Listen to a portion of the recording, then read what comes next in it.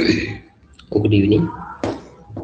നമ്മൾ കഴിഞ്ഞ ബ്ലോക്കിൽ ഓഡിറ്റിങ്ങിൻ്റെ ജനറലായിട്ടുള്ള കുറച്ച് കാര്യങ്ങളാണ് ഡിസ്കസ് ചെയ്തത്.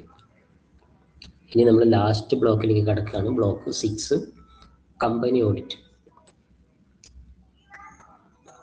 ജനറലായിട്ടുള്ള ഓഡിറ്റിനെ അപേക്ഷിച്ച് കമ്പനിയുമായി ബന്ധപ്പെട്ട ഓഡിറ്റിംഗ് അത് കുറച്ചുകൂടി നിയമപരമായിട്ടുള്ള ഫോർമാലിറ്റീസ് കൂടുതലുള്ള ഓഡിറ്റിംഗ് ആണ്. കമ്പനി നമുക്കറിയാം, കമ്പനി ഒരു നിയമത്തിൻ്റെ സാധ്യത കൂടുതലുള്ള ഒരു ബിസിനസ് സ്ഥാപനമാണ്. അപ്പോൾ കമ്പനിയുടെ ഓഡിറ്റ് എങ്ങനെയാണ് നടത്തുക, അതിൻ്റെ ഫോർമാലിറ്റീസും ലോസും ഒക്കെ എങ്ങനെയാണെന്നാണ് ഈ ഒരു ബ്ലോക്കിൽ ഡിസ്കസ് ചെയ്യുന്നത്. Company audit. കമ്പനി എന്ന് പറയുമ്പോൾ നമ്മൾ പഠിച്ചിട്ടുള്ള ജോയിൻറ്റ് സ്റ്റോക്ക് കമ്പനി തന്നെയാണ്, കോർപ്പറേറ്റ് കമ്പനികൾ. അപ്പോൾ എങ്ങനെയാണ് അപ്പോയിൻമെൻറ്റ് ഓഫ് കമ്പനീസ് ഓഡിറ്റേഴ്സ്? കമ്പനിയിൽ നമ്മൾ ഓഡിറ്റ് എന്തായാലും അത് കമ്പൽസറി ഓഡിറ്റാണ്. കാരണം ജോയിൻറ്റ് സ്റ്റോക്ക് കമ്പനിയാണ്, പൊതുജനങ്ങളുടെ ക്യാഷ് ഷെയറായി സ്വീകരിച്ച് നമ്മൾ നടത്തുന്ന ഒരു കമ്പനിയാണ്, ഒരു ഫേമാണ്. അപ്പോൾ അതുകൊണ്ട് തന്നെ ഓഡിറ്റിംഗ് നിർബന്ധമാണ്. അപ്പോൾ ഓഡിറ്റർ നിയമിക്കുന്നതുമായി ബന്ധപ്പെട്ട നിയമവ്യവസ്ഥ തന്നെയുണ്ട്. The provisions regarding appointment of an auditor are contained in Chapter 10, Section 139 of Companies Act 2013. 2013 companies ആക്ടിലെ സെക്ഷൻ 139 അതിനെക്കുറിച്ച് എക്സ്പ്ലെയിൻ ചെയ്തിട്ടുള്ളത്. Every company shall at the first annual general meeting appoint an individual for a firm as an auditor, who shall hold the office from the conclusion of the meeting till the conclusion of its 6th annual general meeting. In thereafter, till the conclusion of every 6th meeting, the manner and procedure of selection auditors by the members of the company at such a meeting shall be such as may be prescribed. അതായത് annual general meeting നമുക്കറിയാം. ഒരു company start ചെയ്യുമ്പോൾ അതിൻ്റെ തുടക്കത്തിലൊരു general meeting ഉണ്ടാവും. പിന്നീട് ഓരോ വർഷം കഴിയുമ്പോഴും ഫിനിഷ് ചെയ്യുമ്പോഴും ഒരു ആനുവൽ ജനറൽ മീറ്റിംഗ് ഉണ്ടാവും. അതിലാണ് നമ്മൾ ബാലൻസ് ഷീറ്റും പ്രോഫിറ്റ് ആൻഡ് ലോസ് അക്കൗണ്ടൊക്കെ അപ്പോഴേക്ക് പ്രിപ്പയർ ചെയ്ത് അതിൽ അവതരിപ്പിക്കും. ഫസ്റ്റ് ആനുവൽ ജനറൽ മീറ്റിങ്ങിൽ തന്നെ ഒരു ഓഡിറ്റർ അപ്പോയിന്റ് ചെയ്യണം. ആരെയാണ് ഓഡിറ്ററായിട്ട് അപ്പോയിന്റ് ചെയ്യുക? അത് ഒന്നുകിൽ ഒരു വ്യക്തിയെ അല്ലെങ്കിൽ ഒരു ഫേം.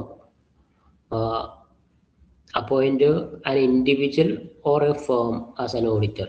വലിയ കമ്പനിക്കാണെങ്കിൽ ഓഡിറ്റിംഗ് നടത്തുന്ന സ്ഥാപനങ്ങളുണ്ടാവും, ആ സ്ഥാപനത്തിൽ തന്നെ അപ്പോയിന്റ് ചെയ്യണം. നമ്മുടെ വ്യക്തിപരമായ പേരൊന്നും ആവില്ല പറയാം. എന്തായാലും ആക്ട് അനുസരിച്ച് തന്നെ സെക്ഷൻ 139 തന്നെ പറയുന്നുണ്ട് ഫസ്റ്റ് ആനുവൽ ജനറൽ മീറ്റിംഗിൽ ഓഡിറ്റർ അപ്പോയിന്റ് ചെയ്യണമെന്ന്. എന്ന് മാത്രമല്ല, ഇനിയിപ്പോൾ ഫേമൊക്കെ ആണെന്നുണ്ടെങ്കിൽ അവരുടെ ഓഫീസും കാര്യങ്ങളൊക്കെ ഉണ്ടാവണം. അത് വർക്കിംഗ് ആയിരിക്കണം. അത് അടുത്ത 6 വർഷം വരെ. അങ്ങനെ 6 വർഷം എന്ന് പറയാനുള്ള കാരണമുണ്ട്, പിന്നീട് പറയാം. എന്തായാലും ആക്ട് അനുസരിച്ചാണ്, കമ്പനീസ് ആക്ട് അനുസരിച്ചാണ് ജോയിന്റ് സ്റ്റോക്ക് കമ്പനിയിൽ അല്ലെങ്കിൽ കോർപ്പറേറ്റ് കമ്പനികളിൽ ഓഡിറ്റർ അപ്പോയിന്റ് ചെയ്യേണ്ടത്. ഇനി അപ്പോയിന്റ് ചെയ്യുന്നതിനുള്ള സമയം, ടെനർ എന്ന് പറഞ്ഞാൽ അതിൻ്റെ ടൈം പീരീഡ്. അപ്പോൾ 139 സെക്ഷൻ നമ്മൾ പറഞ്ഞു. ആ സെക്ഷനിലെ സബ്സെക്ഷൻ 2 ടെനർ വിശദീകരിക്കുന്നുണ്ട്, ടൈം പീരീഡ് വിശദീകരിക്കുന്നുണ്ട്. അതെങ്ങനെയാണ്? 1. An individual can be appointed for a term not more than 5 years. Maximum 5 വർഷത്തേക്ക് നമുക്ക് ഒരു ഓഡിറ്ററെ നിയമിക്കാം. അത് ഇൻഡിവിജ്വൽ ആവാം, ഫേം ആവാം. രണ്ടാമത്തെ കാര്യം, an audit firm can be appointed for a consecutive term not more than 2 terms of 5 years. 5 വർഷം വരെയാണ് നമുക്കൊരു ഓഡിറ്ററെ നിയമിക്കാൻ പറ്റുക. എന്നാൽ 2 ടേമിൽ, അതായത് 5 വർഷമാണ് ഒരു ടേം, അങ്ങനെ 2 ടേമിൽ ഒരേ ഓഡിറ്റ് സ്ഥാപനം തന്നെ ഒരു സ്ഥാപനത്തെ ഓഡിറ്റ് ചെയ്യാൻ പാടില്ല, അല്ലെങ്കിൽ ഒരു വ്യക്തി തന്നെ ഓഡിറ്റ് ചെയ്യാൻ പാടില്ല. An audit firm can be appointed for a consecutive term not more than 2 terms of 5 years. 5 വർഷത്തിന്റെ 2 ടേമിൽ കൂടുതൽ വരാൻ പാടില്ല. Then an individual or a firm which has completed its term shall not be eligible for a reappointment as auditor in the same company for 5 years from the completion of the term. നേരത്തെ ഒരു കമ്പനിയിൽ appoint ചെയ്ത audit Firmino ഇൻഡിവിജ്വലിനോ continuous ആയിട്ട് അവിടെ തന്നെ audit ചെയ്യാൻ പാടില്ല എന്ന് പറഞ്ഞു. അങ്ങനെ നമ്മൾ കണ്ടിന്യൂസ് ആയി കൊടുക്കാത്ത സ്ഥാപനത്തിൽ പിന്നീട് ഒരു ബ്രേക്ക് എടുത്തിട്ട് പിന്നീട് എന്ത് ചെയ്യാൻ പറ്റും? ആ കമ്പനിനെ തന്നെ ഓഡിറ്റിങ്ങിന് നിയമിക്കാൻ പറ്റും. എന്തായാലും ഓഡിറ്റിങ്ങിന് നമ്മൾ പുറത്തുള്ളൊരു കമ്പനിയാണ് ഏൽപ്പിക്കേണ്ടത്. അത് ഈ ആക്റ്റിൽ പറയുന്ന വ്യവസ്ഥകൾക്ക് അനുസൃതമായിട്ട് വേണം ചെയ്യാൻ. അപ്പോൾ അതിൻ്റെ ടൈം പീരിയഡ് ടെനർ ഇതാണ് മനസ്സിലാക്കുക. പിന്നെ അപ്പോയിൻമെന്റ് of an auditor of government companies. Government കമ്പനിയിൽ എങ്ങനെയാണ് ഓഡിറ്റർ നിയമിക്കുക? According to the section 139, government company എന്ന് പറഞ്ഞാൽ ഗവൺമെന്റിന്റെ ഓണർഷിപ്പ് ഉള്ള 50 above ഷെയർ ഗവൺമെന്റിന്റെ അണ്ടറിലുള്ള കമ്പനികളാണ്. അതിന് ഓഡിറ്റർ വെക്കുന്നതിനൊക്കെ പ്രത്യേക വ്യവസ്ഥകളുണ്ട്. According to the section 139 subsection 5, controller and auditor general. നിങ്ങൾ പലപ്പോഴും ചിലപ്പോൾ ന്യൂസിലൊക്കെ കേട്ടിട്ടുണ്ടാവും CAG എന്ന്. CAG റിപ്പോർട്ട് ഇത് ഗവൺമെന്റ് സ്ഥാപനങ്ങൾ ഓഡിറ്റ് നടത്താൻ വേണ്ടിയിട്ടുള്ള ഒരു ഏജൻസിയാണ്, ഗവൺമെന്റ് ഏജൻസിയാണ്. കൺട്രോളർ അല്ല, ആണ് കേട്ടോ, controller and auditor general shall in respect of a financial year appoint an auditor duly qualified within 180 days from the commencement of a financial year who shall hold the office till the conclusion of annual general meeting. അതായത് ഒരു financial ഇയറിൽ 180 ദിവസം ആവുന്നതിനുള്ളിൽ തന്നെ auditor appoint ചെയ്യണം. അതായത് ഫസ്റ്റത്തെ meeting കഴിഞ്ഞു, incorporation കഴിഞ്ഞ് 150 ദിവസത്തിനുള്ളിൽ തന്നെ എന്താക്കണം? ഒരു ഓഡിറ്ററെ നിയമിക്കണം. ഫസ്റ്റ് ആനുവൽ ജനറൽ മീറ്റിംഗ് കഴിഞ്ഞിട്ട്. In the case of a government company or any other company owned, controlled, directed or indirectly by the central government or any state government or governments ഒന്നുകിൽ കേന്ദ്ര ഗവൺമെന്റിന്റെയോ അല്ലെങ്കിൽ state ഗവൺമെന്റിന്റെയോ അല്ലെങ്കിൽ രണ്ടിന്റെയും കൂടെ ഉടമസ്ഥയിലുള്ള ഏതെങ്കിലും സ്ഥാപനത്തെയോ എന്ത് ചെയ്യാൻ പറ്റും? ഓഡിറ്ററായിട്ട് നിയമിക്കാൻ സാധിക്കും. അപ്പോൾ അതൊന്നുകൂടെ നിങ്ങൾക്ക് ഇംഗ്ലീഷ് മനസ്സിലായിട്ടില്ല എന്നുണ്ടെങ്കിൽ മലയാളം കൂടെ നിങ്ങൾക്ക് ജസ്റ്റ് സ്ക്രീൻഷോട്ട് എടുത്തിട്ട് ഒന്ന് വായിച്ചാൽ മതി, മനസ്സിലാവും.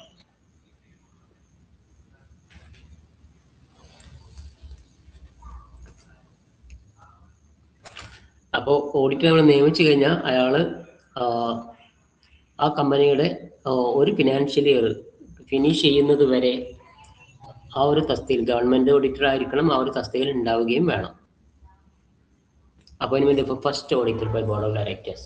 ഇനി ഗവൺമെന്റിന്റെ മാത്രമല്ല എല്ലാ കമ്പനിയുടെയും ഫസ്റ്റ് ഓഡിറ്ററെ എങ്ങനെയാണ് അപ്പോയിന്റ് ചെയ്യുക?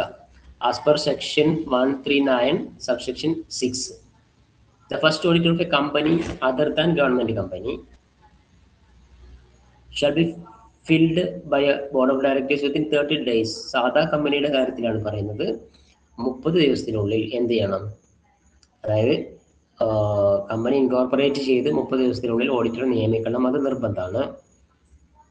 But if it is arises the result of resignation of an auditor, it shall be approved by the company general meeting convent within 3 months recommendation of a board. Such auditor shall hold the office till conclusion next annual general meeting.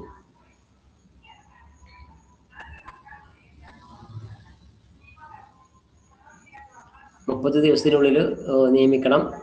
അതല്ല എന്നുണ്ടെങ്കിൽ auditor shall be approved by the company of general meeting convened within 3 months recommendation of a board.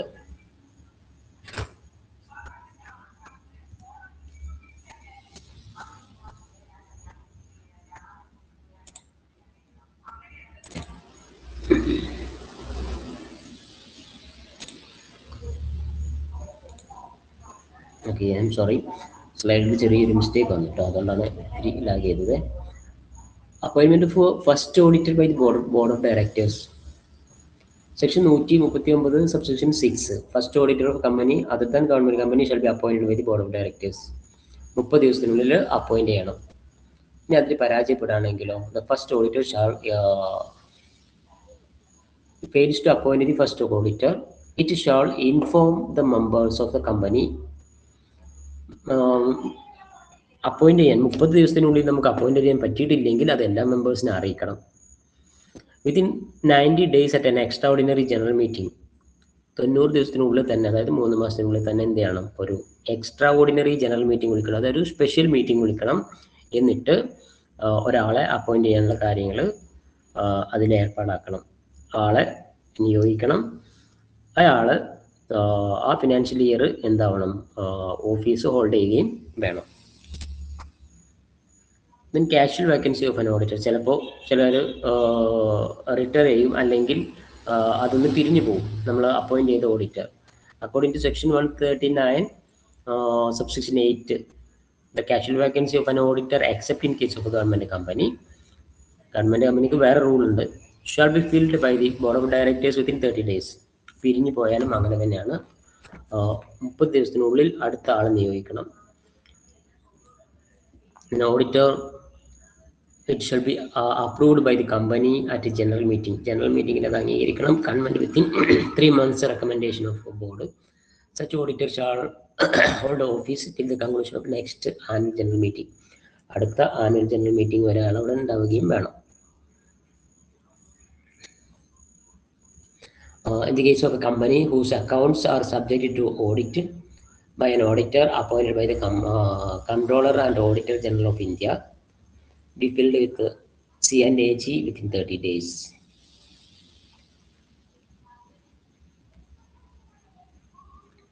Reappointment of a retiring auditor.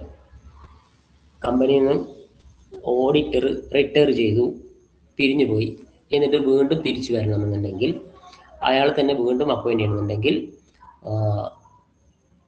അതിന് general meeting വിളിക്കണം. എന്നിട്ട് general മീറ്റിംഗിൽ ഈ താഴെ പറയുന്ന തീരുമാനങ്ങൾ ഉണ്ടാവണം. He is not disqualified for reappointment. ചിലപ്പോഴൊക്കെ ഓഡിറ്റർമാർ നമ്മളെ കമ്പനിയിൽ നമ്മൾ വെച്ച ഓഡിറ്റർ ഡിസ്ക്വാളിഫൈഡ് ആവും, അയാൾ പിന്നെ എടുക്കാൻ പാടില്ല. എന്തെങ്കിലും ക്രിമിനൽ ആയിട്ടുള്ള എന്തെങ്കിലും അയാളുടെ ഭാഗത്തു നിന്ന് ഉണ്ടാവുകയാണെങ്കിൽ he is not disqualified ആയിരിക്കണം. അങ്ങനെയാണെങ്കിൽ അയാളെ റീഅപ്പോയിന്റ് ചെയ്താൽ he has not given a company a notice in writing his unwillingness. അയാൾ നമ്മുടെ കമ്പനിക്ക് അൺവില്ലിങ്നെസ് ആയിട്ടുള്ള ഒരു മെസ്സേജ് തന്നിട്ടില്ല എങ്കിൽ, ഒരു ലെറ്റർ തന്നിട്ടില്ല എങ്കിൽ നമുക്ക് അയാളെ അപ്പോയിന്റ് ചെയ്യാം.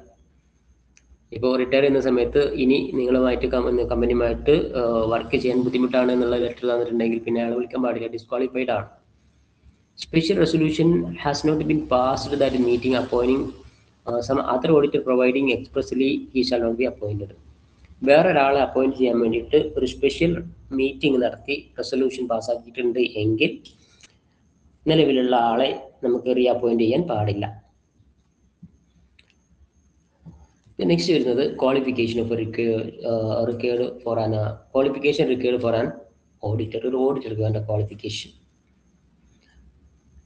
Audit of joint stock companies compulsory, നമുക്കറിയാം. Therefore, section 141 subsection 1 and subsection 2 of the Companies Act 2013 makes it clear that a company, വളരെ വ്യക്തമായിട്ട് പറഞ്ഞിട്ടുണ്ട് ഈ ആക്റ്റിൽ തന്നെ. ഒന്നാമത്തെ കാര്യം, the auditor must be qualified practicing chartered accountant within the meaning of Chartered Accountant Act 1949. 1949 chartered accountant act പ്രകാരം chartered CA കാരനായിരിക്കണം. Who hold the valid certificates of a practice under subsection 1 section 6 of the act. ആക്ടിൽ പറഞ്ഞിട്ടുണ്ട് എങ്ങനെയാ അദ്ദേഹത്തിന്റെ qualification സംബന്ധിച്ചു, സർട്ടിഫിക്കറ്റിനെ സംബന്ധിച്ചു. രണ്ടാമത്തെ കാര്യം, where a firm including limited liability partnership appointed as an auditor of a company, only the partners who are chartered accountants shall be authorized and act sign on behalf of the firm. The firm including limited liability പാർട്ണർഷിപ്പുകളുണ്ട്. പുതിയ business രൂപമാണ് LLP. അങ്ങനെയുള്ള സ്ഥാപനത്തിൽ നമുക്ക് വ്യക്തി മാത്രമല്ല ഓഡിറ്ററായിട്ട് നിയമിക്കാൻ പറ്റിയ സ്ഥാപനങ്ങളെയും നിയമിക്കാം. അങ്ങനെയുള്ള സ്ഥാപനങ്ങളാണ് നിയമിക്കുന്നത് എങ്കിൽ only the partners who are chartered accountants shall be authorized act and sign behalf of the firm. ആ ഫേമിന് വേണ്ടിയിട്ട് സൈൻ ചെയ്യേണ്ടത് ചാർട്ടേഡ് അക്കൗണ്ടന്റുമാരായ അതിലെ പാർട്ട്നേഴ്സാണ്. Sometimes a firm may be appointed as an auditor of a company. In such cases, all partners of the firm must be practicing chartered accountants. നമ്മൾ നേരത്തെ പറഞ്ഞു, auditor individual ആയിട്ടല്ലാതെ ഫേമിനെ നമുക്ക് appoint ചെയ്യാം. അപ്പോൾ ആ ഫേമിലുള്ള എല്ലാവരും എന്താവണം? ചാർട്ടേഡ് അക്കൗണ്ടന്റ് ആവണം, അതിൽ പ്രാക്ടീസ് ചെയ്യുന്നവരായിരിക്കണം. നിങ്ങൾക്ക് ഇംഗ്ലീഷ് മനസ്സിലായിട്ടില്ല എന്നുണ്ടെങ്കിൽ ഈ മലയാളം ജസ്റ്റ് ഒന്ന് സ്ക്രീൻഷോട്ട് എടുക്കുക, എന്നിട്ട് ഇത് വായിച്ചു നോക്കുക. Okay. Then disqualification of a company auditor. ഒരു കമ്പനിയിലെ ഓഡിറ്ററെ ഡിസ്ക്വാളിഫൈ ചെയ്യുന്നത് എങ്ങനെയാണ്? അതായത് ഒഴിവാക്കുക. Certain persons are disqualified from appointment of a company auditor. Section പറയുന്നുണ്ട്, നോട്ട് ചെയ്യുക. സെക്ഷൻ 226 സബ്സെക്ഷൻ 3 ആണ്, companies act 2013. Following persons are disqualified. ഇവരെ നമുക്ക് അപ്പോയിന്റ് ചെയ്യാൻ പറ്റില്ല. ഒന്ന്, a body corporate other than LLP. നമ്മൾ നേരത്തെ പറഞ്ഞു, LLPനെ നമുക്ക് എന്ത് ചെയ്യാൻ പറ്റും? ഓഡിറ്റിങ്ങിന് വേണ്ടിയിട്ട് നിയോഗിക്കാൻ പറ്റും. ചില കമ്പനികളുണ്ട്, കമ്പനിയുടെ പേരിൽ തന്നെ, ഇപ്പോൾ J&J അസോസിയേറ്റ്സ് എന്നൊക്കെ പറഞ്ഞിട്ട് CA-കാരുടെ അസോസിയേഷൻ സ്ഥാപനങ്ങളൊക്കെ ഉണ്ടാവാറുണ്ട്. അതിനെ തന്നെ നമുക്ക് അപ്പോയിന്റ് ചെയ്യാം. എന്നാൽ അത് LLP അല്ല എങ്കിൽ പറ്റില്ല. ലിമിറ്റഡ് ലയബിലിറ്റി പാർട്ണർഷിപ്പ് ആണെങ്കിൽ മാത്രമേ നമുക്ക് പറ്റുള്ളൂ, അല്ലാതെ അതിന് പറ്റില്ല. അപ്പോൾ 2008-2009 LLP ആക്ട് വരുന്നത്. LLP ആക്ട് പ്രകാരം രജിസ്റ്റർ ചെയ്ത കമ്പനി അല്ലാത്ത കമ്പനിയെ എന്ത് ചെയ്യാൻ പറ്റില്ല? ഓഡിറ്ററായിട്ട് വെക്കാൻ പറ്റില്ല. സെക്കൻഡ് വൺ,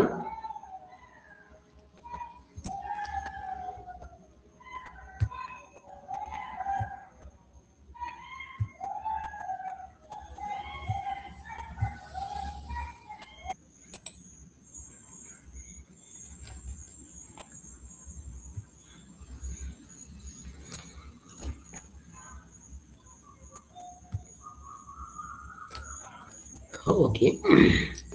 അപ്പോൾ നമ്മൾ പറഞ്ഞെടുത്തത് ഡിസ്ക്വാളിഫിക്കേഷനാണ്. LLP അല്ലാത്ത കമ്പനികളെ എന്ത് ചെയ്യാൻ പാടില്ല? അപ്പോയിന്റ് ചെയ്യാൻ പാടില്ല, ഡിസ്ക്വാളിഫൈഡ് ആണ്. ദെൻ അൻ എംപ്ലോയി ഓർ അൻ ഓഫീസർ ഓഫ് ദ കമ്പനി. ഏതെങ്കിലും ഒരു കമ്പനിയിലെ എംപ്ലോയിയോ ഓഫീസറോ അയാളെ നമുക്ക് ഓഡിറ്ററായിട്ട് നിയമിക്കാൻ പറ്റില്ല. A person who is A partner or who is in the employment of an officer or employee of the company. ഒന്നിൽ പാർട്ണറോ അല്ലെങ്കിൽ എംപ്ലോയറോ ആയാൽ. എംപ്ലോയർ അല്ല employee. A person who is relative or A partner. ഇനി പാർട്ണറുടെ റിലേറ്റീവ് ആയാലും അടുത്ത ബന്ധു ആയാലും അയാളെ ഓഡിറ്ററായിട്ട് നിയമിക്കാൻ പാടില്ല. ഒരു ഫ്രീ ആയിട്ടുള്ളൊരു വ്യക്തി തന്നെ ആയിരിക്കണം. A person having voting right holding in the security of a company. അതായത് ഷെയർ എടുത്തിട്ടുണ്ട്, സാധാരണ ഷെയർ അല്ല, വോട്ടിംഗ് റൈറ്റ് ഉള്ള ഷെയർ തന്നെ ഹോൾഡ് ചെയ്യുന്ന ഒരാളാണ് എങ്കിൽ ആ വ്യക്തിക്ക് ഓഡിറ്റർ ആവാൻ പറ്റില്ല. A person whose relative of key managerial person of director of the company. ഏതെങ്കിലും കമ്പനിയുടെ ഡയറക്ടറുടെ കീ റിലേറ്റീവ് ആയിട്ടുള്ള ആൾക്ക് പറ്റില്ല. A person who has been convicted by a court. കോടതി കുറ്റവാളിയായി ഉത്തരവ് ഇട്ട ആളെ എന്ത് ചെയ്യാൻ പാടില്ല? ഓഡിറ്ററായിട്ട് നിയമിക്കാൻ പാടില്ല. A person who directly indirectly renders in service referred to in the section 144 to the company, to its holding company or its subsidiary company. Section 144 അനുസരിച്ച് ഏതെങ്കിലും കമ്പനിക്ക് സർവീസ് കൊടുക്കുന്ന ആളാണ് എങ്കിൽ അയാളെ പറ്റില്ല. A person who is in full employment elsewhere of person of A partner of A firm holding an appointment as an auditor, if such a person a partner at the date of such an appointment, reappointment, holding an appointment, an auditor more than 20 companies. ചുരുക്കി പറയാം, ഒരു auditor ഒരുപാട് കമ്പനികളുടെ auditing ഒന്നിച്ച് ചെയ്യാൻ പാടില്ല. അത് 20ൽ കൂടുതൽ കമ്പനികളുടെ ഓഡിറ്ററാണ് എങ്കിൽ അയാളെ വെക്കാൻ പാടില്ല ഒരേ സമയത്ത്. ഇത്രയും കാര്യങ്ങളാണ് ഓഡിറ്റർ ഡിസ്ക്വാളിഫൈ ആവുന്ന സിറ്റുവേഷൻസ്. ഇതിനൊരു കമ്പനി ഓഡിറ്റർ എങ്ങനെയാണ് റിമൂവൽ ചെയ്യുക? The first auditor appointed by a board of directors of the company may terminated എന്ന് പറഞ്ഞാൽ അയാളുടെ ജോലി അവസാനിപ്പിക്കാൻ പറ്റും. By the shareholders before the first annual general meeting. Annual general മീറ്റിങ്ങിൽ തന്നെ അയാളെ ഒഴിവാക്കാനും നമുക്ക് പറ്റും. എങ്ങനെ? പാസിങ് ആൻ ഓർഡിനറി റെസൊല്യൂഷൻ ബൈസ്. ഒരു സാധാരണ റെസൊല്യൂഷൻ, സാധാരണ പ്രമേയം പാസ്സാക്കിക്കൊണ്ട് തന്നെ ഓഡിറ്ററെ നമുക്ക് ഒഴിവാക്കാൻ പറ്റും. The succeeding auditors, പിന്നീട് വരുന്ന auditor appointed by the shareholders can be removed by the shareholders before the conclusion of the next annual general meeting by passing ordinary general resolution. പക്ഷേ അത് എങ്ങനെ ആവണം? With the prior sanction of the central government. Central government അനുമതിയോടുകൂടി ordinary resolution പാസ്സാക്കിക്കൊണ്ട് തന്നെ ഒഴിവാക്കാൻ പറ്റും. In all other cases the auditor can be removed before an expiry of his term after obtaining the previous approval of the central government by fulfilling following conditions.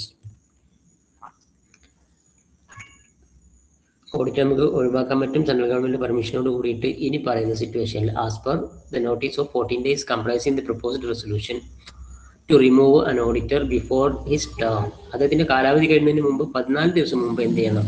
അദ്ദേഹത്തിന് letter കൊടുത്തിട്ട് ഒഴിവാക്കാൻ പറ്റും. After receiving the notice of such a resolution, the company must send a copy of resolution to the auditor who is required to be removed. Letter നമ്മൾ ഓഡിറ്റർക്ക് അയക്കണം. ആരാണോ ഒഴിവാക്കേണ്ടത് അയാൾക്ക് നമ്മൾ ലെറ്ററിന്റെ ഒരു കോപ്പി അയക്കുകയും ചെയ്യണം. After receiving the copy proposed resolution, the auditor concerned make his representation to the company in writing should also given the chance to speak in his case at the meeting. ചിലപ്പോൾ ആ വ്യക്തി അതിന് കമ്പനിയുടെ അണ്ടറിൽ വന്നതായിരിക്കാം. അപ്പോൾ കമ്പനിക്കും അതിന്റെ കൺസേൺ ലെറ്റർ അയച്ചിരിക്കണം. After hearing the auditor's opinion, if the members decides to remove the auditor before his term of office, another person should be appointed in his place. അപ്പോൾ ഈ ഓഡിറ്റർ നമ്മൾ നിയമിച്ചാൽ അദ്ദേഹത്തിന് ഒരു സ്പെഷ്യൽ ഓഫീസാണ് നമ്മൾ കൊടുക്കുക. എത്ര കാലം ഓഡിറ്റിംഗ് ഉണ്ടോ അത്രയും സമയം. ചിലപ്പോൾ ഫുൾ ടൈം ഓഡിറ്റർ നമുക്ക് ആവശ്യം വരും വലിയ കമ്പനി ആകുമ്പോൾ. അപ്പോൾ എന്തായാലും ഓഡിറ്റർക്ക് നമ്മൾ ലെറ്റർ അയക്കണം. എന്നിട്ട് അദ്ദേഹത്തിന്റെ റിപ്ലൈയും കൂടെ നമ്മൾ അറിയണം. എന്നിട്ടാണ് റിമൂവ് ചെയ്യാൻ പറ്റുക. ഇനി right and powers of a company auditor. ഒരു കമ്പനി ഓഡിറ്ററുടെ റൈറ്റ്സും പവറും എന്താണ്? എന്തൊക്കെയാണ് അയാൾക്ക് ചെയ്യാൻ പറ്റും? Right to access books. ഇത് വലിയൊരു ക്വസ്റ്റ്യൻ ആണ്. ഇത് എക്സ്പ്ലെയിൻ ചെയ്തിട്ട് നിങ്ങൾ എഴുതണം. പോയിന്റ്സ് നോട്ട് ചെയ്യുക. Right to access books of accounts and vouchers. നമ്മളൊരു ഓഡിറ്റർ അപ്പോയിന്റ് ചെയ്ത് കഴിഞ്ഞാൽ നമ്മുടെ കമ്പനിയിൽ അദ്ദേഹം ശരിക്കും ഓഡിറ്റർക്ക് വലിയ പവറാണ്. നമ്മളോട് ഇടയ്ക്ക് വന്നിട്ട് ഇതിന് ഉത്തരവിടുന്ന പോലെ നമ്മളോട് ചോദിക്കും, ആ ബുക്ക് എടുക്കൂ ഈ ബുക്ക് എടുക്കും എന്നൊക്കെ. അതേപോലെ അത് അദ്ദേഹത്തിന് അവകാശമുണ്ട് അത് കിട്ടാൻ, ചോദിക്കാൻ. ഏത് വലിയ ഉദ്യോഗസ്ഥനായാലും ശരി, കമ്പനിയുടെ ഡയറക്ടർ ആയാലും ശരി, ഡോക്യുമെന്റ്സ് ചോദിച്ചാൽ കൊടുത്തേ പറ്റൂ. To access, right to access കിട്ടാനുള്ള അവകാശമുണ്ട്. To books of accounts and vouchers. ചിലപ്പോൾ ജേണൽ എൻട്രി അവിടെ കാണുന്നുണ്ടാവും. ആ ജേണൽ എൻട്രിയുടെ വൗച്ചർ ഒന്ന് പരിശോധിക്കാൻ തോന്നിയാൽ നേരിട്ട് കാഷ്യർ അടുത്ത് നിന്ന് ആ വൗച്ചർ ആവശ്യപ്പെടാം. അക്കൗണ്ടന്റിന്റെ അടുത്ത് നിന്ന് വൗച്ചർ ആവശ്യപ്പെടാം. റൈറ്റ് ടു ഒബ്റ്റെയിൻ ഇൻഫർമേഷൻ, വിവരങ്ങൾ ശേഖരിക്കാൻ കിട്ടാനുള്ള അവകാശമുണ്ട്. റൈറ്റ് ടു റിസീവ് നോട്ടീസ്, അദ്ദേഹത്തിന് നോട്ടീസ് കിട്ടാനുള്ള അവകാശമുണ്ട്. റൈറ്റ് ടു അറ്റൻഡ് മീറ്റിംഗിൽ അദ്ദേഹത്തിന് പങ്കെടുക്കാം. Right to visit branch offices, ചിലപ്പോൾ പരിശോധനയുടെ ഭാഗമായിട്ട് മറ്റ് ബ്രാഞ്ച് ഓഫീസുകൾ അദ്ദേഹത്തിന് സന്ദർശിക്കേണ്ടി വരും. അതിനുള്ള അവകാശം അദ്ദേഹത്തിനുണ്ട്. He has the right to sign audit report. Audit റിപ്പോർട്ടിൽ സൈൻ ചെയ്യാനുള്ള അവകാശം അദ്ദേഹത്തിനുണ്ട്. Then right to seek legal and technical advice. ചിലപ്പോഴൊക്കെ ഓഡിറ്റിങ്ങിന്റെ ഭാഗമായിട്ട് ടെക്നിക്കൽ അസിസ്റ്റൻസ് വേണ്ടി വരും, അല്ലെങ്കിൽ ലീഗൽ അസിസ്റ്റൻസ് വേണ്ടി വരും. ആ സമയത്ത് നമ്മളോടൊന്നും ചോദിക്കാതെ, കമ്പനിയോട് ചോദിക്കാതെ തന്നെ അദ്ദേഹത്തിന് നേരിട്ട് അത് ലഭ്യമാക്കാൻ സാധിക്കും. അതിനുള്ള അവകാശം അദ്ദേഹത്തിനുണ്ട്. റൈറ്റ് ടു റെമ്യൂണറേഷൻ, അദ്ദേഹം വർക്ക് ചെയ്യുന്നതിന് അദ്ദേഹത്തിന് റെമ്യൂണറേഷൻ കിട്ടാനുള്ള അവകാശമുണ്ട്. Right to correct any wrong statement present by the directors ചെയ്തു വെച്ചിട്ടുള്ള റോങ് ആയ സ്റ്റേറ്റ്മെന്റുകൾ തിരുത്താൻ അവകാശമുണ്ട്. Right to be indemnified. അദ്ദേഹത്തിന് എന്തെങ്കിലും നഷ്ടം നമ്മുടെ കമ്പനി മുഖേന ഉണ്ടായിട്ടുണ്ടെങ്കിൽ അതിന് നഷ്ടപരിഹാരം സ്വീകരിക്കാനുള്ള അവകാശം അദ്ദേഹത്തിന് ഉണ്ട്, ഓഡിറ്റർക്ക് ഉണ്ട്. ഇത്രയും കാര്യങ്ങളാണ് right and powers of a company auditors. ഓഡിറ്ററുടെ ലീന് നമ്മൾ കേട്ടിട്ടുണ്ടാവും അല്ലെ? അതൊരു അവകാശമാണ്, സാധനങ്ങൾ പിടിച്ചു വെക്കാനുള്ള അവകാശമാണ്. Auditor's lien is a legal right that allows an auditor to retain possession of a client's financial records, documents, or other property until the client has paid any outstanding fees or services rendered. ഒരു auditor കമ്പനിയിൽ വന്നിട്ട് audit ചെയ്തു, കുറേ കാലം work ചെയ്തു, അയാളുടെ salary, അയാളുടെ payment നമ്മൾ കൊടുക്കാതിരിക്കുകയാണെങ്കിൽ നമ്മുടെ ബുക്സ് ഓഫ് റെക്കോർഡ്സ് അയാൾക്ക് കീപ്പ് ചെയ്യാൻ, അതായത് പിടിച്ചു വെക്കാൻ, കീപ്പ് ചെയ്യലല്ല, അത് പിടിച്ചു വെക്കാൻ ലീൻ അധികാരം അദ്ദേഹത്തിനുണ്ട്. Generally, lien means right to certain property belonging to another until any charges due to him is paid. സാധാരണ നമ്മൾ മാർക്കറ്റിങ്ങിലും ലോയിലൊക്കെ നമ്മൾ പഠിച്ചിട്ടുണ്ട് ലീൻ അധികാരം, പ്രോഡക്റ്റ് തടഞ്ഞു വെക്കുക, cash കിട്ടുന്നവരെ. There are a lot of cases decision relating to the auditor's lien. Then duties of a company auditor. കമ്പനി ഓഡിറ്റർക്ക് ധാരാളം ഡ്യൂട്ടീസ് ഉണ്ട്. അതിന് ഡിഫറെൻ്റ് ഹെഡിലാണ് അവിടെ വിശദീകരിച്ചിട്ടുള്ളത്. ഒന്ന് ഡ്യൂട്ടി അണ്ടർ സെക്ഷൻ 143 സബ്സെക്ഷൻ 1. Duty as to enquiry. The auditor has to duty enquire whether the loans and advances made by the company. കമ്പനിയുടെ ഉദ്യോഗസ്ഥരോടും കമ്പനിയുടെ സ്റ്റാഫിനോടും നമ്മൾ കൊടുത്തുള്ള ലോൺസ് ആൻഡ് അഡ്വാൻസസിനെ കുറിച്ചിട്ടും മറ്റും എൻക്വയറി ചെയ്യാനുള്ള അവകാശം ഒരു ഓഡിറ്റർക്ക് ഉണ്ട്. Duty to enquire whether the asset of the company being shares or debentures and other security have been sold at a price less than price at which they were purchased. അസറ്റും അതുപോലെ തന്നെ സ്റ്റോക്കും കാര്യങ്ങളും എല്ലാം നമ്മൾ സെക്യൂരിറ്റീസും ഒക്കെ എങ്ങനെയാണ് വിട്ടിട്ടുള്ളത്, കുറഞ്ഞ വിലക്കോ കൂടിയ വിലക്കോ വിട്ടിട്ടുള്ളതിനെ കുറിച്ചൊക്കെ അറിയാനുള്ള അവകാശമുണ്ട്. whether any shares have been allotted for cash, share ക്യാഷിന് അലോ ചെയ്തത് എങ്ങനെയാണ്, whether cash actually received and whether the position of account books balance sheet is correct. ഇത്തരം കാര്യങ്ങളൊക്കെ അന്വേഷിക്കാനും അറിയാനുള്ള അവകാശം അദ്ദേഹത്തിനുണ്ട്.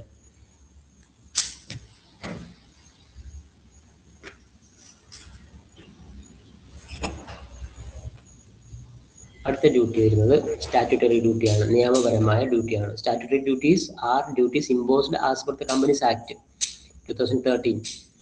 These duties cannot be restricted by the articles of association or passing any resolution by shareholders or board of directors. The various statutory duties of the company എന്തൊക്കെയാണെന്ന് വെച്ചാൽ explanation ഡ്യൂട്ടീസോടെ കൊടുത്തിട്ടില്ല. Statutory duties അതായത് കമ്പനിയുടെ ആർട്ടിക്കിൾസ് ഓഫ് അസോസിയേഷൻ ഉള്ളതല്ലാത്ത നിയമപരമായിട്ടുള്ള കുറച്ച് duties ഉണ്ട്. Duty to make a report മെമ്പേഴ്സിന് report ചെയ്യാനുള്ള, അതായത് ഷെയർ ഹോൾഡേഴ്സ് ആണ് മെമ്പേഴ്സ് എന്ന് പറയുന്നത്. Whether his opinion profit and loss account exhibit true and fair view of profit and loss financial year, അതിനെക്കുറിച്ചുള്ള റിപ്പോർട്ട് പുറത്തേക്ക് കൊടുക്കാം. അത് അദ്ദേഹത്തിൻ്റെ ഡ്യൂട്ടിയാണ്. Whether in his opinion the balance sheet exhibit true and fair view of state of affairs of the company, balance ഷീറ്റും കമ്പനിയുടെ മറ്റ് പ്രവർത്തനങ്ങളും കറക്റ്റ് ആണോ അല്ലയോ എന്നുള്ളതിൻ്റെ റിപ്പോർട്ട് പുറത്തേക്ക് കൊടുക്കാനുള്ള ഡ്യൂട്ടി ഉണ്ട്. ഡ്യൂട്ടി മീൻസ് അദ്ദേഹം ചെയ്തേ പറ്റുള്ളൂ. whether or not has collected all information explanation essential performance of his audit, അദ്ദേഹത്തിൻ്റെ ഓഡിറ്റിങ്ങുമായി ബന്ധപ്പെട്ട എല്ലാ വിവരങ്ങളും കിട്ടിയിട്ടുണ്ടോ എന്നതിനെ കുറിച്ചുള്ള റിപ്പോർട്ട് കൊടുക്കാം. whether or not proper books of account required as per the law have been maintained by the company, company എല്ലാ ലോസും keep ചെയ്യുന്നുണ്ടോ എന്നതിനെ കുറിച്ചുള്ള റിപ്പോർട്ട് കൊടുക്കാനുള്ള ഡ്യൂട്ടി ഉണ്ട്. whether or not the profit and loss account and balance sheet related whether or not the profit and loss account balance sheet related to the period mentioned in the report of correct as per books of accounts, journal entry, balance sheet, profit and loss account balance sheet എല്ലാം correct ഡേറ്റിൽ തന്നെയാണ് maintain ചെയ്തിട്ടുള്ളത് നോക്കാം. അത് പുറത്തേക്ക് അറിയിക്കാനുള്ള അവകാശമുണ്ട്. In case of audit of branch done some auditors, whether he received a report from a branch auditor under section 228. കമ്പനി പ്രൊവിഷൻ അനുസരിച്ചാണോ ബാലൻസ് ഷീറ്റ് മറ്റും പ്രിപ്പയർ ചെയ്തിട്ടുള്ളത് നോക്കുക. then if any other above facts not satisfaction of the auditor, reason for the same should be reported. എന്തെങ്കിലും dissatisfaction തോന്നുകയാണെങ്കിൽ, mistake വന്നതായിട്ടോ തോന്നുകയാണെന്നുണ്ടെങ്കിൽ അതിനെക്കുറിച്ചുള്ള റിപ്പോർട്ട് അയക്കാനുള്ള ഡ്യൂട്ടി ഉണ്ട്. The personal expense of any officer employee have been charged to revenue account. Next വരുന്നത് duty to assist investigation. ഒരു auditor ഇൻവെസ്റ്റിഗേഷനെ അസിസ്റ്റ് ചെയ്യണം. അതായത് ചിലപ്പോഴൊക്കെ എന്തെങ്കിലും പ്രോബ്ലം കമ്പനിയിൽ ഉണ്ടാകുമ്പോഴാണ്, ഇപ്പോൾ ഫിനാൻഷ്യലി തിരിമറിയോ ബാങ്ക് ഒക്കെ ആകുമ്പോൾ ഇതേപോലെയുള്ള സ്കാംസ് ഒക്കെ ഉണ്ടാവും. പണം വേറെ വഴിക്ക് ചിലവഴിക്കുക അങ്ങനെയൊക്കെ ചെയ്യാം. അങ്ങനെയൊക്കെ ഉണ്ടാകുമ്പോൾ ഇൻവെസ്റ്റിഗേഷനാണ് നടക്കുക. അപ്പോൾ ഇൻവെസ്റ്റിഗേഷന് പോലീസുകാരോ അല്ലെങ്കിൽ ഉദ്യോഗസ്ഥന്മാരൊക്കെ ഉണ്ടാകും. അവർക്ക് ഉള്ള വിവരം ഓഡിറ്ററാണ് നൽകുക. അത് ചോദിച്ചാൽ നൽകാനുള്ള ഉത്തരവാദിത്വം ആർക്കുണ്ട്? ഓഡിറ്റർക്കുണ്ട്. When an investigation is conducted, it is duty to auditor to preserve and produce all books, papers relating the company to the inspector. എല്ലാ രേഖകളും ഇൻസ്പെക്ടർക്ക് കൈമാറണം അല്ലെങ്കിൽ കൊടുക്കണം. Then give investigating authority all assistance in connection with investigation. ഇൻവെസ്റ്റിഗേഷനുമായി ബന്ധപ്പെട്ട എല്ലാ സഹായങ്ങളും ചെയ്തു കൊടുക്കുക. Then duty to certify profit and loss account in the prospectus. കമ്പനിയുടെ പ്രോഫിറ്റ് ആൻഡ് ലോസ് അക്കൗണ്ട് നമ്മൾ ചില കമ്പനികളൊക്കെ അതിൻ്റെ പ്രോസ്പെക്ടസിൽ 5 വർഷത്തെ പ്രോഫിറ്റ് ആൻഡ് ലോസ് അക്കൗണ്ട് ഒക്കെ കാണിക്കേണ്ടി വരും. ആ profit and loss account verify ചെയ്തതാണ്, അത് കൺഫേം ആണ്, അത് കറക്റ്റ് ആണ് എന്നൊക്കെ കാണിച്ച് ഓഡിറ്റർ സൈൻ ചെയ്യണം. അങ്ങനെ സൈൻ ചെയ്ത് കൊടുക്കാനുള്ള ഡ്യൂട്ടി ഓഡിറ്റർക്ക് ഉണ്ട്. അത് കറക്റ്റ് ആണ് എങ്കിൽ duty to certify statutory report. ചില നിയമപരമായ റിപ്പോർട്ടുകളിലൊക്കെ സൈൻ ചെയ്യേണ്ടി വരും. അത് ചെയ്തെടുക്കാനുള്ള ഡ്യൂട്ടി അദ്ദേഹത്തിനുണ്ട്. Duty to sign the report. റിപ്പോർട്ടിൽ സൈൻ ചെയ്യാനുള്ള ഡ്യൂട്ടി ഉണ്ട്. Duty to make statement on public deposit. അപ്പോൾ പുറത്തുനിന്ന് ഡെപ്പോസിറ്റ് സ്വീകരിക്കണമെന്നുണ്ടെങ്കിൽ ആ കമ്പനി വെരിഫൈഡ് കമ്പനി ആവണം, ഓഡിറ്ററുടെ ഒപ്പമുള്ള ഒരു കമ്പനി ആവണം, അതിൻ്റെ ബുക്സ് ഓഫ് അക്കൗണ്ട് ഓഡിറ്റർ അംഗീകരിച്ചതായിരിക്കണം. അപ്പോൾ അതിനുവേണ്ടി സൈൻ ചെയ്യാൻ നല്ല ഫെയർ ആയിട്ടുള്ള കമ്പനിയാണ് എങ്കിൽ ഓഡിറ്റർ എന്ത് ചെയ്യണം? അതിൽ ഒപ്പിട്ട് കൊടുക്കണം. അത് അദ്ദേഹത്തിൻ്റെ ഡ്യൂട്ടിയാണ്. Duty to assist central government. In this duty of auditor assist central government for the prosecution activities instituted against managerial persons. In case of central government has taken the steps for prosecution against the directors, managing directors or any other officers, the auditor is bound to give all reasonable assistance. ചിലപ്പോൾ എന്തെങ്കിലും ഇതേപോലെയുള്ള പ്രശ്നങ്ങൾ ഉണ്ടാക്കിയ കമ്പനിയാണ് എങ്കിൽ അതിലെ ഒഫീഷ്യൽസിനെ അല്ലെങ്കിൽ അതിൻ്റെ ബോർഡ് ഓഫ് ഡയറക്ടേഴ്സിൽ ആരും ആവട്ടെ അവരെ പ്രോസിക്യൂട്ട് ചെയ്യാനോ മറ്റുള്ള ഹെൽപ്പിന് വേണ്ടിയിട്ട് ഓഡിറ്ററുടെ ഭാഗത്ത് നിന്ന് എന്തെങ്കിലും ഹെൽപ്പ് വേണമെന്നുണ്ടെങ്കിൽ അത് ചെയ്തു കൊടുക്കേണ്ടി വരും. Duty to certify the solvency of the company. Solvency എന്ന് പറയുന്നത് ഇൻസോൾവൻസിയുടെ ഓപ്പോസിറ്റ് ആണ്. കമ്പനി ഫിനാൻഷ്യലി സ്ട്രോങ് ആവുന്ന, ഫിനാൻഷ്യലി വയബിൾ ആകുന്ന അവസ്ഥയിലാണ് നമ്മൾ സോൾവൻസി എന്ന് പറയാം. അപ്പോൾ ആ കമ്പനിയുടെ സോൾവൻസിയെ കുറിച്ചുള്ള ഒരു റിപ്പോർട്ട് പൊതുജനങ്ങൾക്ക് നൽകാൻ ഈ ഓഡിറ്റർക്ക് ഡ്യൂട്ടി ഉണ്ട്. Contractual duties. ഇതല്ലാത്ത കമ്പനിയുമായിട്ട് നമ്മൾ ഓഡിറ്റിങ്ങിൽ പ്രവേശിക്കുമ്പോൾ, എഗ്രിമെന്റിൽ പ്രവേശിക്കുമ്പോൾ കോൺട്രാക്ട് എഴുതും. ആ കോൺട്രാക്റ്റിൽ പറഞ്ഞിട്ടുള്ള കാര്യങ്ങൾ എന്തൊക്കെയാണോ അതൊക്കെ പൂർത്തീകരിച്ചു കൊടുക്കാനുള്ള ഡ്യൂട്ടിയും ഓഡിറ്റർക്ക് ഉണ്ട്. Then liabilities of a company auditor. ധാരാളം ലയബിലിറ്റി ഉണ്ട് ഒരു കമ്പനിയിലെ ഓഡിറ്റർക്ക്. അതിനെയും ഡിഫറെൻറ്റ് ഹെഡ് ആയിട്ടാണ് പറഞ്ഞിട്ടുള്ളത്. സിവിൽ ലയബിലിറ്റീസ് ഉണ്ട്, ലയബിലിറ്റി ടു നെഗ്ലിജൻസ്. അദ്ദേഹത്തിൻ്റെ അശ്രദ്ധ മൂലം ഉണ്ടാകുന്ന പ്രശ്നങ്ങൾക്ക് ആരാണ് ഉത്തരവാദി? ഓഡിറ്റർ തന്നെയാണ് ഉത്തരവാദി. ഇവിടെ 2 പോയിന്റ് വരുന്നത്. Loss without negligence. അതായത് an auditor is not liable for. Negligence മൂലം ഉണ്ടാകുന്ന നഷ്ടത്തിന് അയാളാണ് ഉത്തരവാദി. പക്ഷേ നെഗ്ലിജൻസ് ഇനി പറയുന്ന 2 കാര്യത്തിൽ അദ്ദേഹം ഉത്തരവാദിയല്ല. ഒന്ന് ലോസ് വിത്തൗട്ട് നെഗ്ലിജൻസും നെഗ്ലിജൻസ് വിത്തൗട്ട് ലോസും. ഇതിന് രണ്ടിനും അയാൾ ഉത്തരവാദിയല്ല. പെട്ടെന്ന് മനസ്സിലാവില്ല. ലോസ് വിത്തൗട്ട് നെഗ്ലിജൻസ്, നഷ്ടമുണ്ടായി, അത് വിത്തൗട്ട് നെഗ്ലിജൻസ്, അദ്ദേഹത്തിൻ്റെ അശ്രദ്ധ മൂലമല്ല, അതിന് അദ്ദേഹം ഉത്തരവാദിയല്ല. ഇനി നെഗ്ലിജൻസ് ഉണ്ടായി, അശ്രദ്ധ ഉണ്ടായി, വിത്തൗട്ട് ലോസ്, പക്ഷെ അതുകൊണ്ട് നഷ്ടം ഉണ്ടായിട്ടില്ല, അപ്പോഴും അദ്ദേഹത്തിന് അതിൽ ലയബിലിറ്റി ഇല്ല. ദ ലയബിലിറ്റി ഓഫ്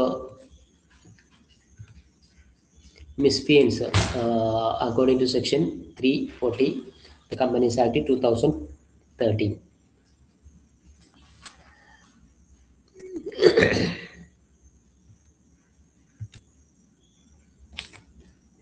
മിസ്ഫീസൻസ് മൂലം ഉണ്ടാകുന്ന കമ്പനിക്ക് ഉണ്ടാകുന്ന പ്രശ്നത്തിന് അദ്ദേഹത്തിൻ്റെ ഡ്യൂട്ടിയിലുള്ള കൃത്യനിർവഹണ വിലോപം കൊണ്ടോ മറ്റോ ഉണ്ടാകുന്ന നഷ്ടത്തിന് അദ്ദേഹം തന്നെയാണ് ഉത്തരവാദി. then criminal liabilities ഉണ്ട്. an auditor is an officer of the company and in that capacity he is liable for the act of omission, commission, which can be construed as an offense under the provisions of the Companies Act. Penalty of such offense may be imprisonment or fine. ചില കാര്യങ്ങൾ അദ്ദേഹത്തിൻ്റെ അത് മനഃപൂർവ്വം ചെയ്യുക അല്ലെങ്കിൽ മനഃപൂർവ്വം അല്ലാതെ അതിന് ഒമിഷൻ കൊണ്ടോ കമ്മീഷൻ കൊണ്ടോ ചിലത് ഒഴിവാക്കിക്കൊണ്ടോ അല്ലെങ്കിൽ ചിലത് കൂട്ടിച്ചേർക്കൽ കൊണ്ടോ ആ കമ്പനിയിൽ എന്തെങ്കിലും മിസ്റ്റേക്ക് ഉണ്ടാക്കിയിട്ടുണ്ടെങ്കിൽ അതിന് അദ്ദേഹം പണിഷബിൾ ആണ്. മിസ്സ്റ്റേറ്റ്മെൻറ്റിന് പ്രോസ്പെക്ടസിൽ മിസ്സ്റ്റേറ്റ്മെൻറ്റ് ഉണ്ടാക്കി ഒരു ഓഡിറ്റർ മേക്ക് ഫാൾസ് സ്റ്റേറ്റ്മെൻറ്റ് നോവിങ്ങിൽ അറിഞ്ഞുകൊണ്ട് തന്നെ റിപ്പോർട്ടിൽ ഒരു ഫാൾസ് സ്റ്റേറ്റ്മെൻറ്റ് എഴുതി ഉണ്ടാക്കി വിചാരിക്കുക. അങ്ങനെയാണെങ്കിൽ അദ്ദേഹത്തിന് ഇംപ്രിസൺമെൻ്റ് ഉണ്ട്. Shall punishable within imprisonment for minimum 6 months extend up to 10 years. 6 മാസം മുതൽ 10 വർഷം വരെ ജയിലിൽ കിടക്കാനുള്ള ഓപ്ഷൻ ഉണ്ട്. Non compliance by auditor section 143 and 145 punishable with the imprisonment 1 year, fine not less than ₹20,000 extend to 5 lakhs. മറ്റു രേഖകൾ അതിനോട് ആഡ് ചെയ്യുക, കൂട്ടിച്ചേർക്കുക, അങ്ങനെയൊക്കെ ചെയ്യുമ്പോൾ ഇത്തരത്തിലുള്ള ഫൈനാണ് കിട്ടുക. 20,000 മുതൽ 5 lakh വരെയുള്ള ഫൈൻ കിട്ടും.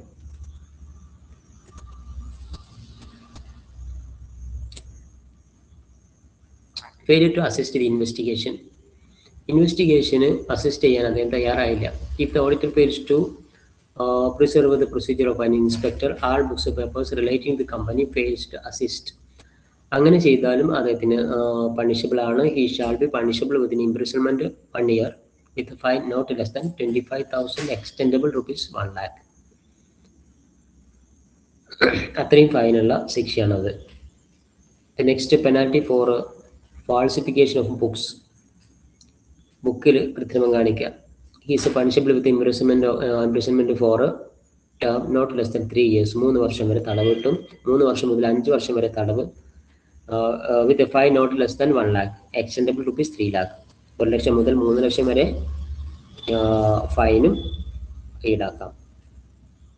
Then penalty of deliverable act of commission or omission section 448 ആണ്. In such case shall be punishable with imprisonment. തടവ് ശിക്ഷയുണ്ട് for a term not less than 6 months extendable 10 years. 6 വർഷം മുതൽ 10 വർഷം വരെ തടവ് ശിക്ഷ കിട്ടും. And fine not less than the amount involved in fraud extendable to 3 times of such amount. In contractual liability, കമ്പനിയുമായിട്ടുള്ള അഗ്രിമെൻറ്റുമായി ബന്ധപ്പെട്ട liability, to see the appointment is in order and in proper form. Then he has to discharge this duty as per provision of Contract Act 1987. അപ്പോൾ appointment letter സ്വീകരിക്കുക. Then contract act പ്രകാരമുള്ള ആ duty നിർവഹിക്കാനുള്ള ബാധ്യതയുണ്ട്. If as per contract any other work committed to perform the additional audit work, he is liable to perform it. കോൺട്രാക്റ്റിൽ പറഞ്ഞിട്ടുണ്ട് ഓഡിറ്റിങ്ങിൻ്റെ കൂടെ തന്നെ നിങ്ങൾ ഇന്ന വർക്കൊക്കെ ചെയ്യണം എന്ന് കോൺട്രാക്റ്റിൽ പറഞ്ഞിട്ടുണ്ട്. അത് നിങ്ങൾ അംഗീകരിക്കുകയും ചെയ്തിട്ടുണ്ട് എങ്കിൽ ആ പറഞ്ഞ ഡ്യൂട്ടിയൊക്കെ നിങ്ങൾ ചെയ്യണം. He is expected to exercise reasonable care diligence to perform his work. വളരെ ശ്രദ്ധയോടുകൂടി തൻ്റെ ജോലി ചെയ്യാനുള്ള ലയബിലിറ്റി അദ്ദേഹത്തിനുണ്ട്. ഇത്രയും കാര്യങ്ങളാണ് ഈ ഒരു യൂണിറ്റിൽ പറയാനുള്ളത്. അപ്പോൾ ഈ യൂണിറ്റ് അവസാനിക്കുകയാണ്. നന്നായിട്ട് വായിച്ച് നോക്കുക. ഇനി ഒരു യൂണിറ്റ് കൂടിയാണ് ലാസ്റ്റ് നമുക്ക് എടുക്കാനുള്ളത്. ഇപ്പോൾ തന്നെ അപ്ലോഡ് ചെയ്യുന്നുണ്ട്. Thank you.